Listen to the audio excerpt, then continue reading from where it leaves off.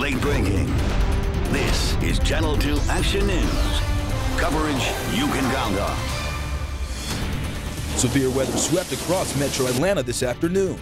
2 teens were struck by lightning while trying to seek shelter from the storm. Good evening, I'm Mackenzie Patterson. And I'm Corey McGinnis. We have learned that one of those teens has been pronounced dead at Grady Memorial Hospital. The other is still in critical condition. I had a chance to talk to their family and friends earlier today as they are dealing with this devastating news. I have nothing left. Now, 15-year-old Teresa Seabram remains in the hospital in critical condition. Funeral arrangements are being made in Mississippi for Shaquille Hunter. Severe weather caused extreme damage all across the metro area. News Chopper 2 got this footage of a tree that fell on top of a house during the storm. Amazingly, no one was harmed. We received several videos and pictures of this afternoon's storms. Oh, God. Oh, my God. You can see the hail pounding the ground seconds before the huge lightning strike. And Tyler Malden is in Severe Weather Center tracking if we can expect more severe weather tomorrow. Tyler.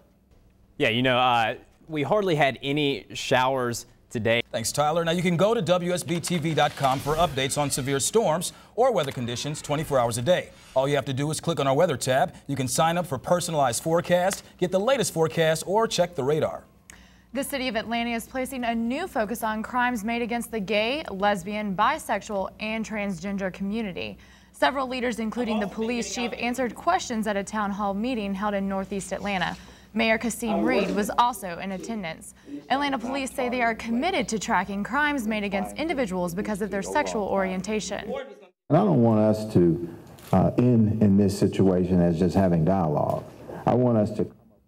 The department recently re-emphasized their policy to notify the GLBT liaison whenever they investigate a biased crime. Members of a local church are looking for a new place of worship. Channel 2's Alyssa Hyman had a chance to talk to the congregation about how they plan to move forward. It's just one day after Greater Works Assembly was evicted from its church building. I was there earlier today and I could still see the church's belongings spread across the parking lot. But in the midst of a mess, there's still such a strong sense of community.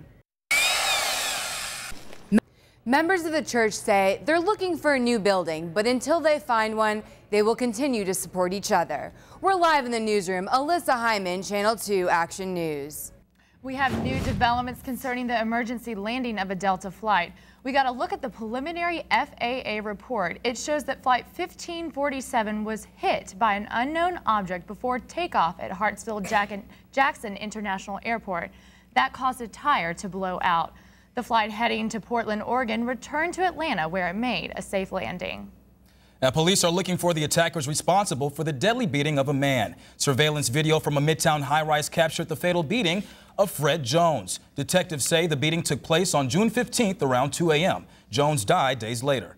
Police homicide detective J.D. Stevens says that one suspect is a man dressed as a woman in a big blonde wig. Stevens is releasing the video in hopes that someone will recognize the attackers and call in for a reward. Now, if you have any questions or any information about this attack, please call Crime Stoppers at 404-577-TIPS. You can remain anonymous and still be eligible for the reward.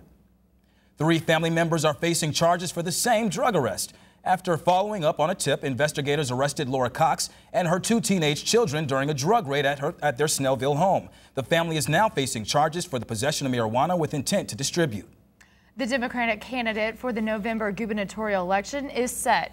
Former Governor Roy Barnes swept the competition. Republican candidates Karen Handel and Nathan Deal are set to face each other in a runoff.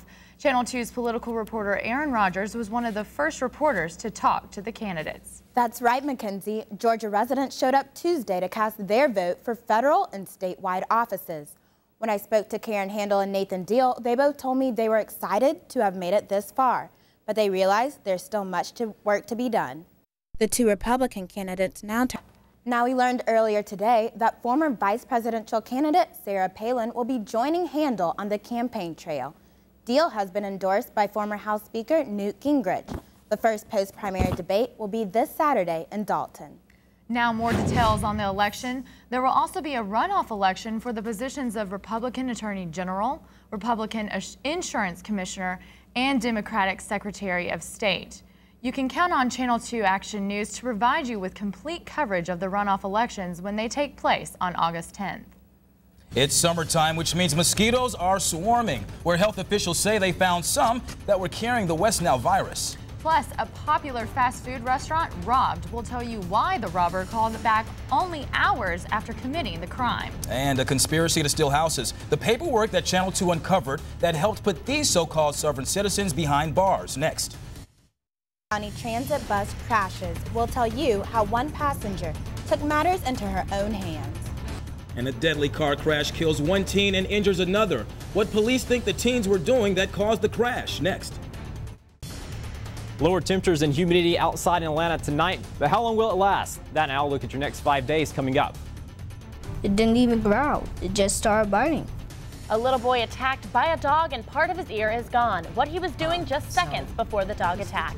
A conspiracy.